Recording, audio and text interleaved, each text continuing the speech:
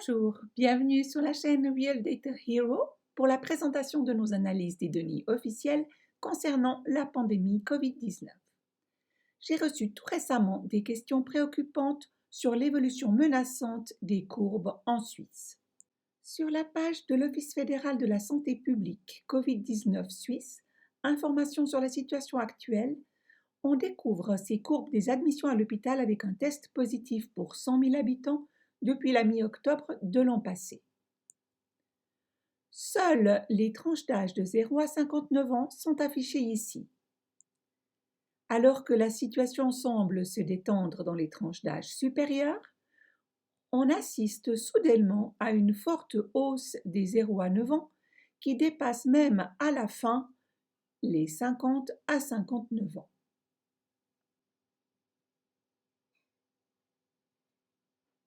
Examinons de plus près cette évolution récente. Chez les 50 à 59 ans, le taux d'hospitalisation pour 100 000 diminue de près de 50%, passant de 8,7 à 4,39.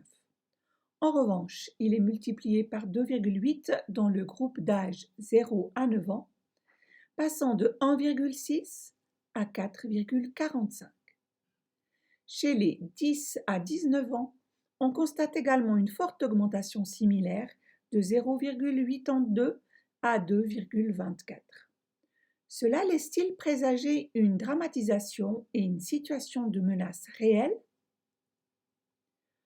Mais comment évaluer les chiffres actuels chez les enfants? Il nous faut comparer avec les hospitalisations hebdomadaires habituelles de cette tranche d'âge.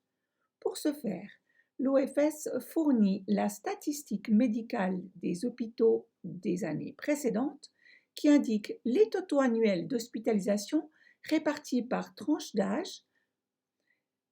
Il est donc impossible de représenter les évolutions dans le temps, mais nous pouvons utiliser une valeur moyenne annuelle à titre de comparaison. Dans ce tableau, j'ai noté à gauche les hospitalisations attribuées au Covid avec un test positif.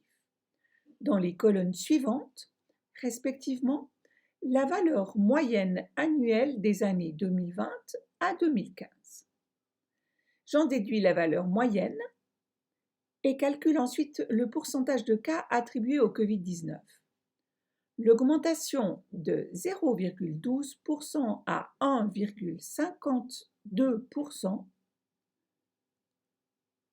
est ainsi également vérifiable, mais cela signifie aussi que le Covid-19 ne représentera qu'une infime partie des hospitalisations totales. Aucune donnée n'est fournie sur ces dernières. Mais lorsque le nombre de cas ou d'hospitalisations s'envole, il est indispensable de se pencher sur les tests effectués. Et c'est sans surprise que l'on constate que le nombre de tests pour 100 000 habitants a été multiplié par 3,4 chez les enfants, passant de 2 514 à 8 537. De même pour les adolescents, de 4 353 à 12 799, soit une multiplication par 2,9. En revanche, le taux des 50 à 59 ans n'a que très peu augmenté. On voit aussi clairement ici que le taux de dépistage des enfants a croisé celui des 50 à 59 ans la semaine dernière. Nous voyons très bien ici l'évolution exponentielle et paraissant menaçante des hospitalisations depuis octobre 2021. En chiffres absolus, nous nous situons toutefois à un niveau bas entre 3 et 39 hospitalisations par semaine, sans qu'il soit communiqué si un diagnostic de Covid-19 était le motif réel de l'hospitalisation. Mais en parallèle entrent en jeu les tests qui, depuis octobre, présentent une corrélation parfaite avec les hospitalisations et sont multipliés par 10, passant de 7 119 à 74 852.